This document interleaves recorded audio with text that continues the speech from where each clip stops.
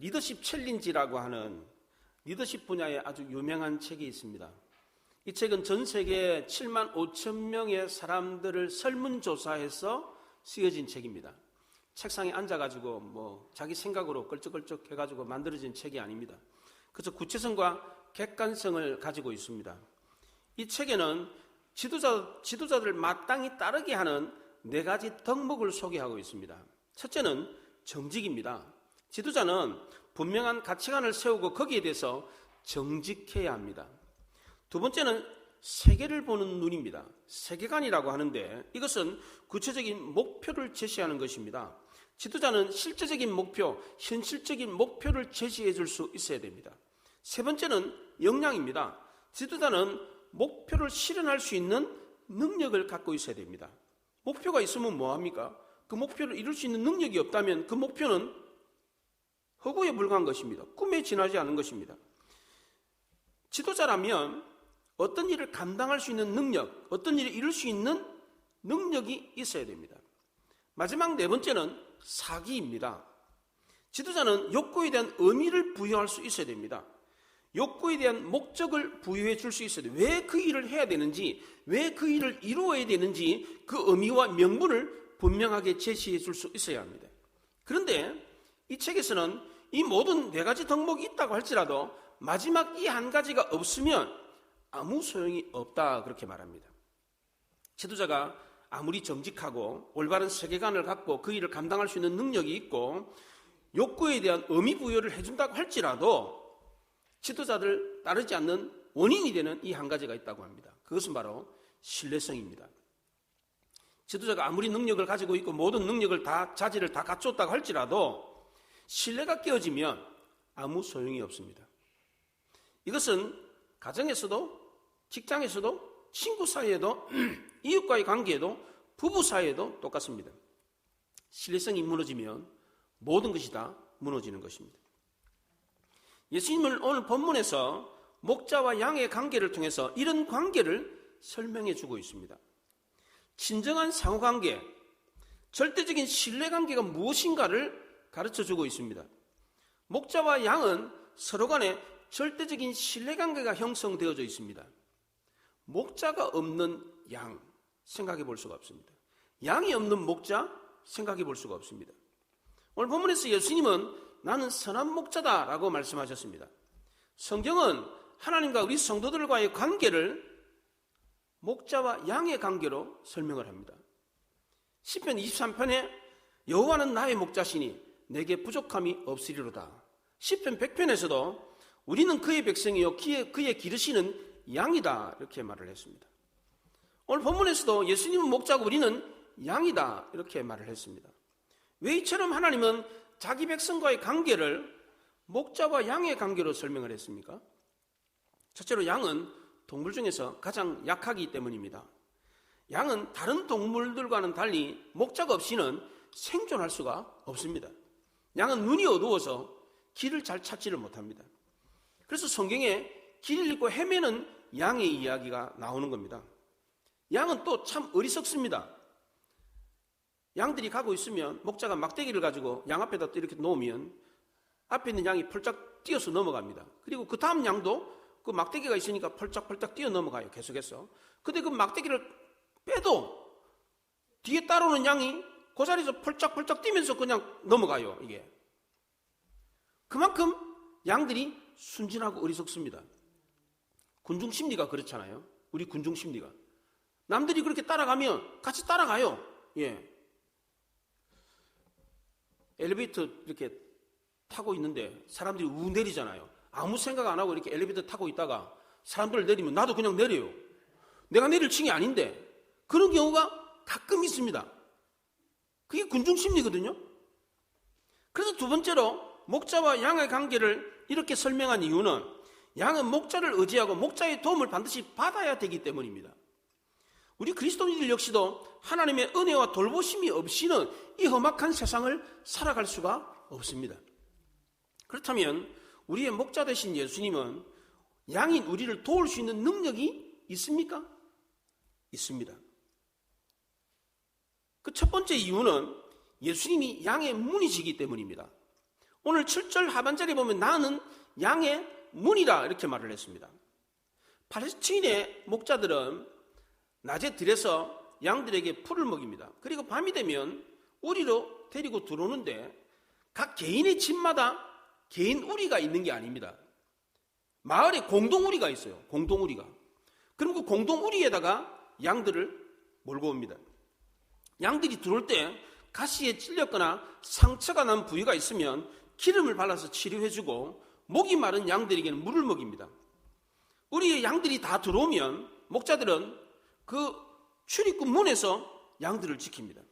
짐승이나 침입자들이 들어오지 못하도록 문을 지킵니다. 목자들이 양의 문에 우리의 문에 가로질러서 이렇게 누워 잡니다. 거기서 누워 자면 일이나 늑대들이 우리 안으로 들어가려면 목자들을 밟고 들어가야 돼요.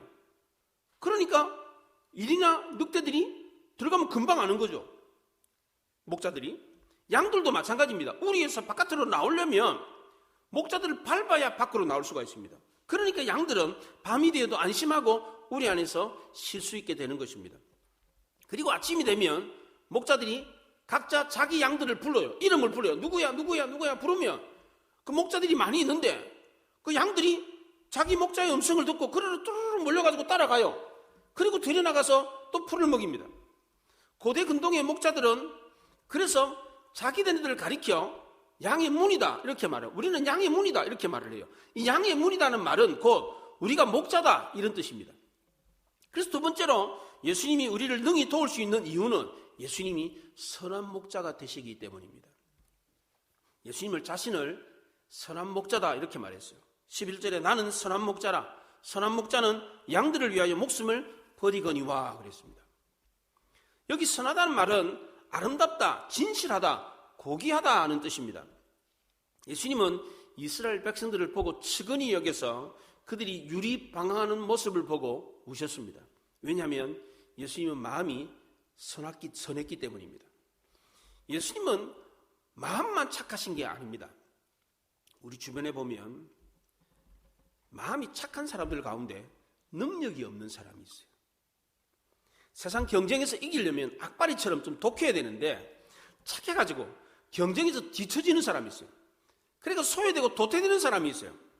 근데 우리 믿는 성도들은 마음만 착한 게 아니라 능력도 있어야 돼요. 그래서 세상 사람들이 함부로 대하지 못하도록 해야 되는 겁니다. 예수님은 선하기도 했지만 능력도 있었습니다. 양들에게 꼴을 먹일 수 있는 선한 목자였습니다. 그래서 다윗은 시편 23편 2절에서 그가 나를 푸른 풀밭에 누이시며 실만한 물가로 인도하시는도다 그렇게 말했습니다. 또 예수님은 양들을 바른 길로 인도해 주십니다. 시편 23편 3절에 내 영혼을 소생시키시고 자기 이름을 위해 의의 길로 인도하시는도다 그랬습니다. 양들은 길을 알지 못합니다. 원래 팔레스틴에는 풀이 많지가 않습니다. 가파른 바위산이 많고 메마른 사막이 많이 있습니다. 이런 곳에서 우리 주님은 좁은 길, 험한 길, 가시밭길, 고난 길을 먼저 앞서가셔서 우리를 인도해 주십니다. 예수님은 겟세마네 동산을 그 험한 길을 먼저 오르셨습니다. 골고다 언덕길도 먼저 올라가셨습니다. 우리는 그 길을 찾을 수 없고 그 길을 선택할 수도 없습니다. 단지 우리는 주님이 가신 그 길을 따라갈 뿐입니다. 예수님은 선한 목자로서 연약한 우리를 보호하고 지켜주십니다. 양이 있는 곳에는 어레이, 일이나 늑대들이 있습니다. 목자는 이런 짐승들의 공격으로부터 양들을 지키고 보호해 줍니다. 예수님은 강도와 도둑으로부터 양들을 보호하고 지키기 위해서 이 땅에 오셨습니다. 예수님 당시에 강도요 도둑은 바리새인과 서기관 같은 종교 지도자들이었습니다. 예수님이 목자와 양의 비유를 하게 된 이유가 바로 이런 종교 지도자들 때문이었습니다. 앞장에 9장에 나면서부터 맹인된 사람을 예수님이 고쳐줬습니다. 이때 바리새인들이 와가지고 그 맹인에게 너 맹인 아니었지 원래 이러면서 추궁을 했어요. 너가 어떻게 눈을 떴냐? 너 맹인 아니지 원래 이러면서 따져 물었어요. 예수님에게는 왜 안식일에 맹인을 고쳤냐? 이렇게 핀잔을 줬습니다. 비난을 퍼부었어요. 나면서부터 맹인된 사람 그 눈을 뜨게 해줬는데 왜 하필이면 안식일을 고쳤냐? 그러면서 시비를 걸었습니다. 이때 예수님이 나는 보지 못하는 자는 보게 하고 보는 사람은 맹인이 되게 하기 위해서 왔다, 이렇게 말했어요. 예수님이 이 땅에 오신 목적은 양으로 생명을 얻게 하고 그 생명을 풍성하게 하기 위해서였습니다. 그 당시 양들을 엉뚱한 길로 인도하고 도둑질에 가는 사람들은 바리새인과 서기관 같은 종교 지도자들이었습니다. 이 사람들 때문에 목자와 양의 비유를 하게 된 것입니다. 사도 바울 당시에도 양들을 빼앗아가는 도둑과 강도들이 있었습니다. 그들은 바로 율법을 지켜야 천국 간다라고 하는 율법주의자들이었습니다. 초대교회 당시에는 육체는 악하고 영혼만 선하다라고 하는 영지주의자들, 좀 뭔가를 알아야, 지적으로 뭔가가 좀 알아야 구원받는다, 이렇게 얘기하는 영지주의자들이 이리와 강도들이었습니다. 중세시대에는 로마 가톨릭이 기독교인들을 박해했습니다. 근대에는 과학과 합리를 통해서 신을 부정하고 하나님의 신성을 모독하는 자유주의 신학이 이리와 늑대들이었습니다. 현대에는 쾌락과 향락이 양들을 유혹하고 있습니다. 요즘 그렇잖아요. 주말이 되면 들로 산으로 다 놀러 다니느라고 교회를 안 가요, 사람들이. 쾌락과 향락이 양들을 빼앗아가고 있습니다. 어느 시대나 어디에나 양들을 잡아먹는 늑대와 이들이 있었습니다. 지금도 이리와 늑대들이 양들을 유혹하고 위협하고 있습니다. 그러나 어느 누구도 그 무엇도 우리 안에 있는 양들을 빼앗아가지를 못합니다. 왜냐하면 선한 목자이신 예수님께서 연약한 양인 우리를 지키고 보호해 주시기 때문입니다. 28절에 보면 내가 그들에게 영생을 주노니 영원히 멸망하지 아니할 것이요 또 그들을 내 손에서 빼앗아 갈 자가 없느니라 그랬습니다. 얼마나 큰 위로가 되는 말씀입니까? 게다가 우리 예수님은 우리 밖에 있는 양들도 사랑하셔서 찾으십니다. 16절에 또 우리에 들지 아니한 다른 양들이 내게 있어 내가 인도하여야 할 터이니 그들도 내 음성을 듣고 한 무리가 되어 한 목자에게 있으리라 그랬습니다. 우리 밖에 양들은 목자가 없습니다. 푸른 추장 쉴만한 물가도 없습니다. 산길을 헤매고 숲속을 헤매다가 죽기까지 되었습니다. 지쳐 있습니다. 이리와 늑대들에게 잡혀 먹힐 지경에 놓여 있습니다. 예수님은 이런 양들도 다 알고 계십니다. 예수님은 선한 목자로서 양들을 다 알고 계십니다. 14절에 나는 선한 목자라 나는 내 양을 알고 양도 나를 아는 것이 그랬습니다. 목자는 양의 이름만 아는 게 아닙니다. 양의 성격과 십성을 알고 있습니다. 뭘 잘 먹는지, 양이 병들어 있는지 건강한지, 이 양은 강한지 약한지 이까지 다 알고 있습니다. 하나님은 우리의 머리카락 한 올까지 다 세신 바 되었다고 합니다. 우리 머리카락 몇 개인지 우리는 몰라요. 그건 하나님은 다 아신대. 이렇듯 우리 주님은 우리의 모든 것을 소상하게 다 알고 계십니다. 연약하고 병약한 것, 신경질적이고 겁 많은 것, 참견하기 좋아하고 병들어서 근심하고 있는 것, 물질이 없어서 빈궁한 것, 마음에 상처 자국이 나 있는 것까지 다 알고 계십니다. 주님은 이 모든 것을 다 아시기 때문에 지금 우리가 뭘 필요로 하는지 이것도 다 알고 계십니다. 제가 부산에 있을 때 다니던 교회 목사님이 목 디스크가 있었어요. 목 디스크가. 예배가 마치면 출입구에서 목사님이 교인들한테 인사를 하잖아요. 안녕히 가시라고. 이렇게 인사를 하는데 목사님 목 디스크가 있으니까 몇 번 인사를 하시다가 목을 이렇게 뒤로 이렇게 젖히세요. 이렇게 젖히시는데 마침 그때 한 집사님이 목사님 앞에서 인사를 딱 했는데 목사님이 이러고 있는 거예요. 아, 내가 인사했는데 목사님이 나 인사를 안 받으려고 이렇게 하는 것보다 오해를 해가지고 그로부터 교회를 안 나왔어요. 몇 주 동안 교회를 안 나오니까 목사님이 신방을 가셨는데 왜 교회 안 오십니까? 라고 물었더니 처음에 아무 말도 안 하더니 나중에 목사님 때문에 시험 들었다고 그 얘기를 하는 거예요. 내가 인사하는데 목사님이 왜 인사를 안 받으면 이러고 있습니까?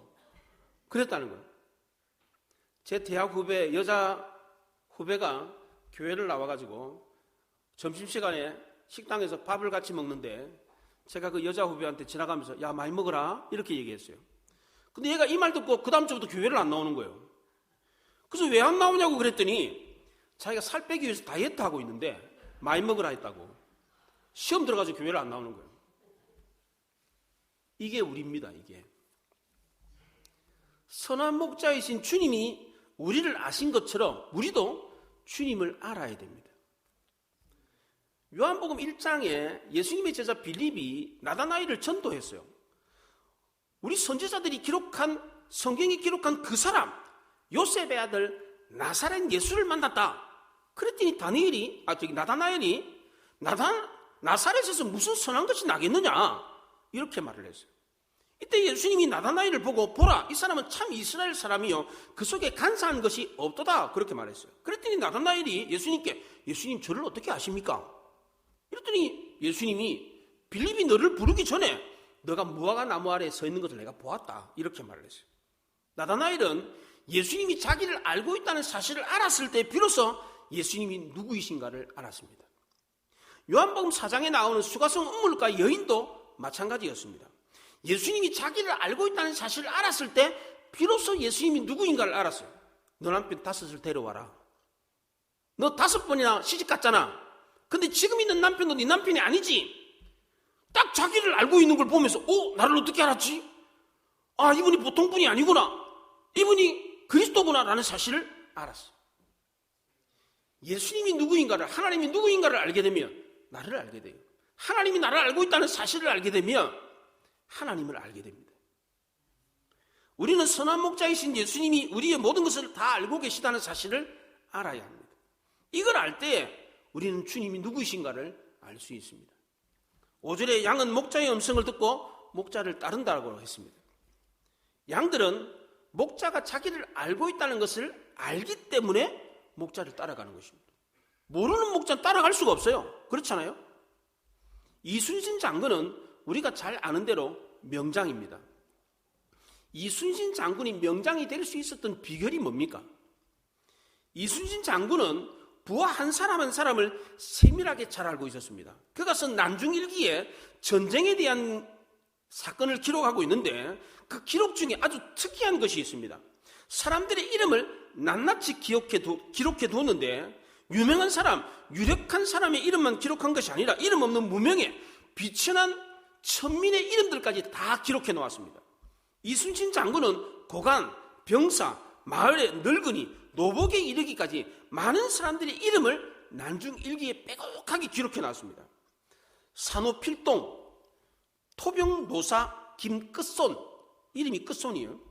토병 강돌매, 그 당시 이름이 그랬어요. 물깃는 군사 김돌손, 돌이 많이 들어가요. 네. 이런 이름들을 빼곡하게 적어놨어요. 그 이름 앞에 뭐 하는 사람인지, 뭐 하는 사람 누구누구, 뭐 하는 사람 누구누구를 다 적어놨어요.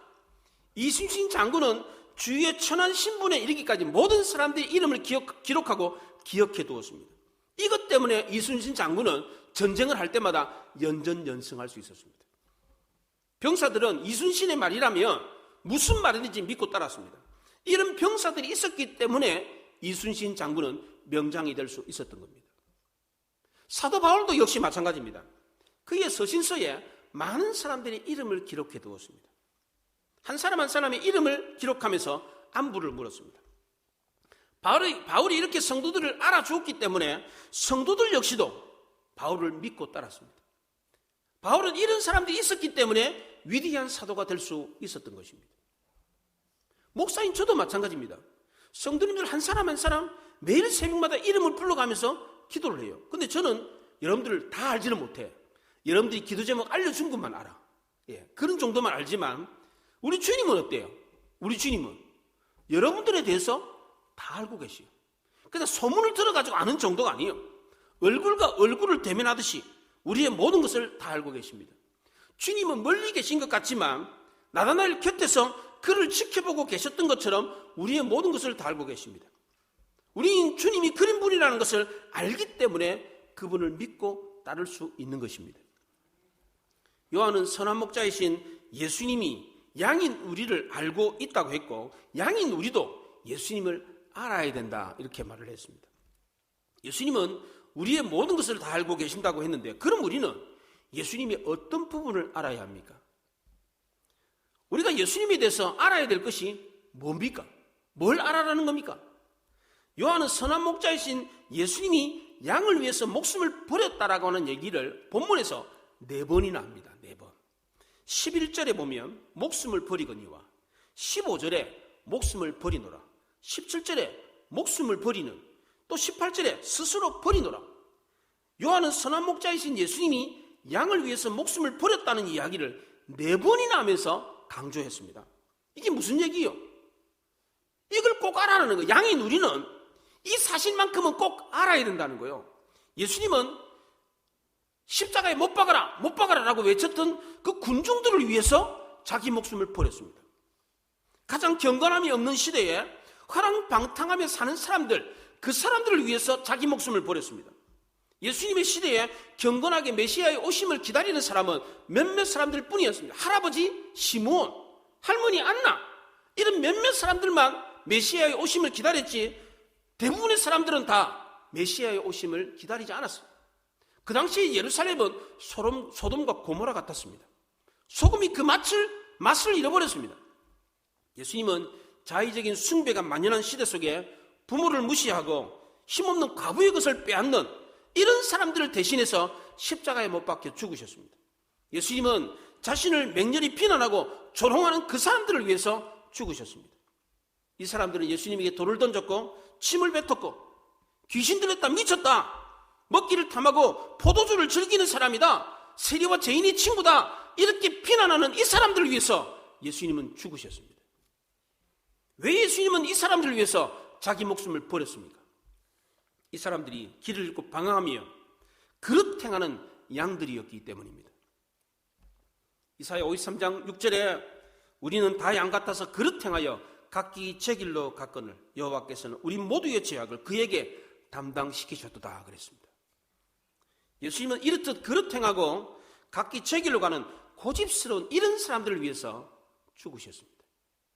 예수님은 허물과 죄가 없으신 분이었지만 허물 많은 우리를 위해서 그 죄를 뒤집으시고 십자가에 못 박혀 죽으셨습니다.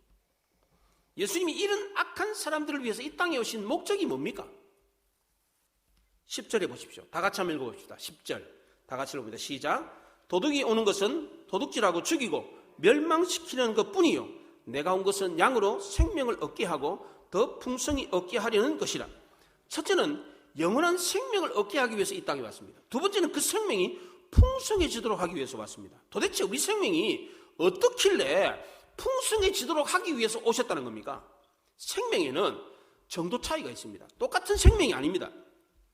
대장간에서 풀무불처럼 활활 타오르는 생명이 있는가 하면 꺼져가는 촛불처럼 그 생명이 희미해져가는 생명도 있습니다.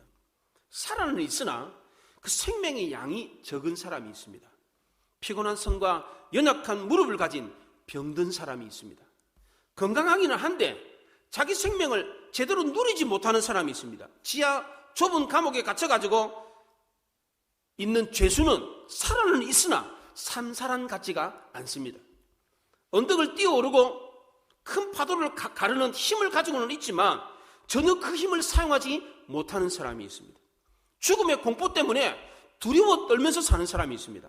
언제 죽을 줄 몰라가지고 의심하고 초조해하면서 사는 사람들도 있습니다. 가진 것이 없어가지고 가난의 고통에 허덕이며 사는 사람도 있습니다. 이 땅이 넓은데 자기 발 하나 디디고 설 수 있는 자기 땅 하나 없이 사는 사람들도 있습니다. 발을 덮고 밤이슬을 피할 안식처도 없이 맨바닥에서 누워 자는 사람들도 있습니다.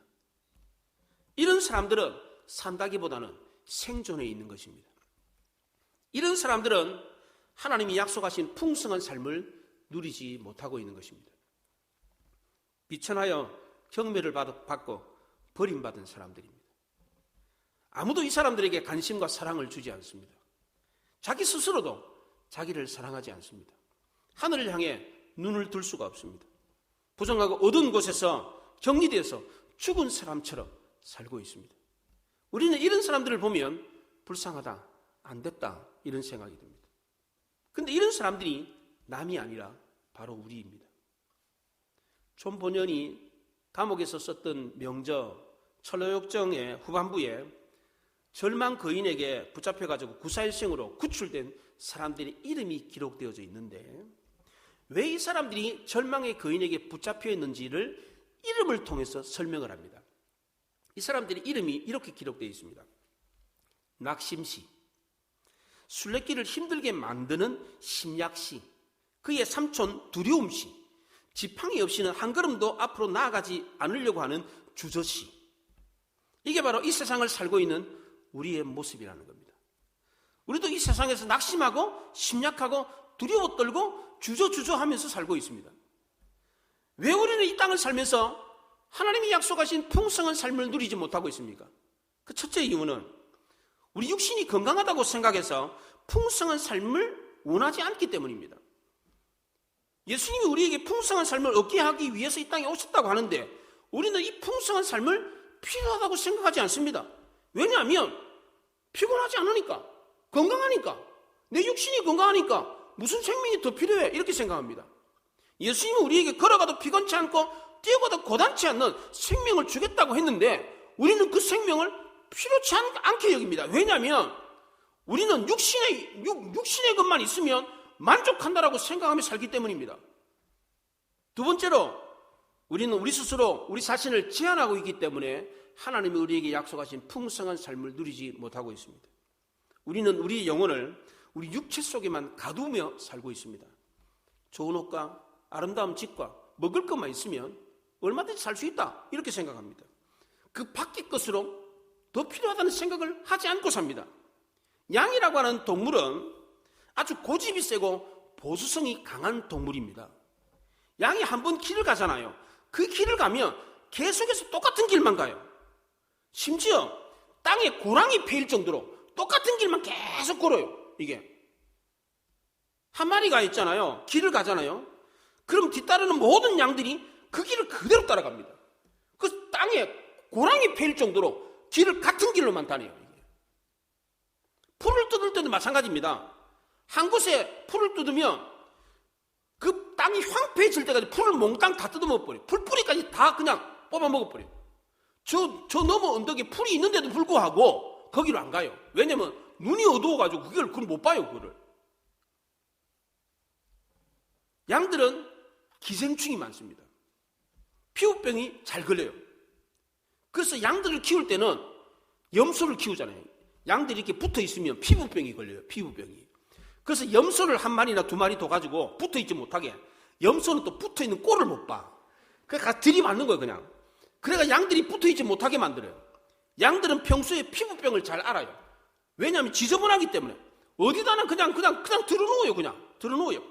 우리가 볼 때 양들 그러면 하얀 양 이렇게 연상을 하잖아요.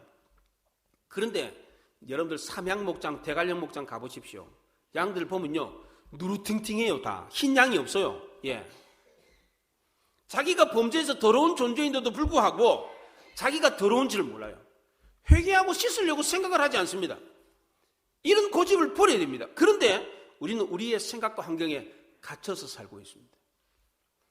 이런 고집스러운 우리에게 예수님은 생명을 주고 이 생명이 풍성하게 하겠다라고 약속을 했습니다. 10절에 생명을 얻게 하겠다라고 하는 이 동사가 헬라어로 현재 능동태 가정법으로 되어 있습니다. 이것은 한 번만 생명을 얻게 한다 이런 것이 아니라 계속해서 생명을 얻게 하겠다 이런 뜻입니다. 예수님은 우리에게 한 번만 생명 주는 게 아니라 계속해서 생명을 주고 계십니다. 예수님이 고집스러운 베드로에게 풍성한 생명을 주었을 때 베드로는 완전히 새 사람이 됐습니다. 복음서에 나오는 베드로와 사도행전에 나오는 베드로는 똑같은 사람입니다. 동일 인물이에요. 그런데 복음서에 나오는 베드로하고 사도행전에 나오는 베드로는 완전히 딴 사람입니다. 복음서에 나오는 베드로는 어떤 사람입니까? 혈기가 가득하고 성미가 급하고 고집스럽고 비겁한 사람입니다. 그런데 사도행전에 나오는 베드로는 담대히 복음을 전하고 수많은 사람들을 예수님께로 인도하고 기적을 일으키는 성령 충만한 사람입니다. 불과 며칠 사이에 사람이 완전히 달라졌어요. 그 이유가 무엇입니까? 예수님께서 보내주겠다는 성령을 통해서 베드로의 생명이 풍성해졌기 때문입니다.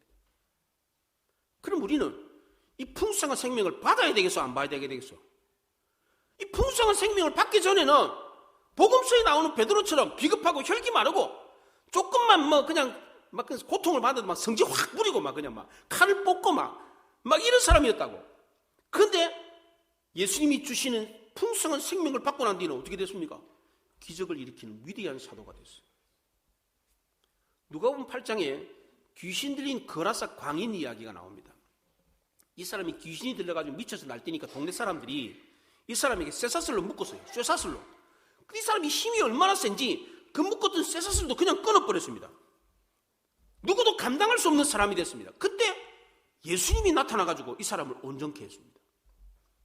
귀신에 붙잡혔는데도 불구하고 막강한 힘을 발휘하는 사람이 됐는데, 하나님의 영이신 성령에 붙잡히면 도대체 어떻게 되겠어요?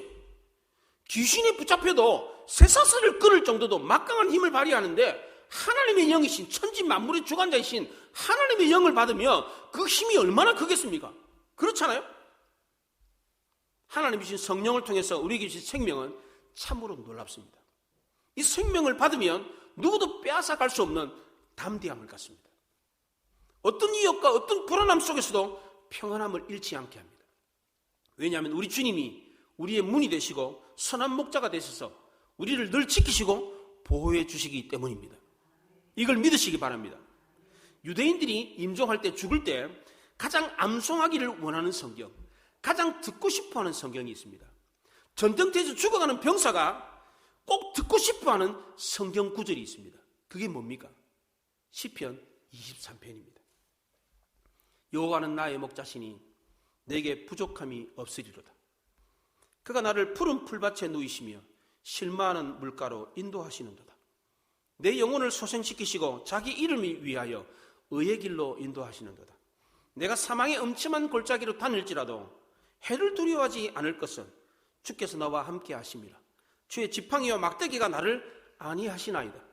주께서 내 원수의 목전에서 내게 상을 차려주시고 기름을 내 머리에 부으셨으니 내 잔이 넘치나이다.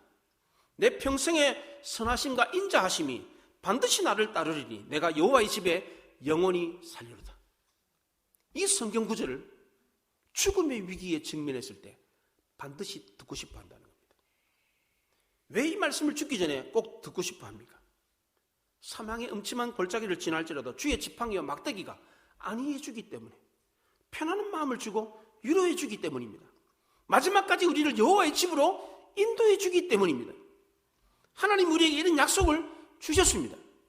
우리 모두는 선한 목자이신 우리 주님의 이 음성을 듣고 그 뒤를 따라가면 풍성한 생명을 누릴 수가 있습니다. 우리도 주님의 음성을 듣고 따라가면 변화된, 완전히 달라진 베드로처럼 풍성한 생명을 누릴 수가 있습니다. 우리 모두 주님이 자기를 죽이면서까지 우리에게 풍성한 생명을 주겠다고 약속했으니까 이 말씀을 믿고 더 이상 초췌하거나 무기력한 모습으로 살지 않고 자신감 넘치는 당당한 모습으로 풍성한 생명을 누리며 살 수 있기를 바랍니다. 기도하겠습니다. 말씀을 생각하며 기도합니다.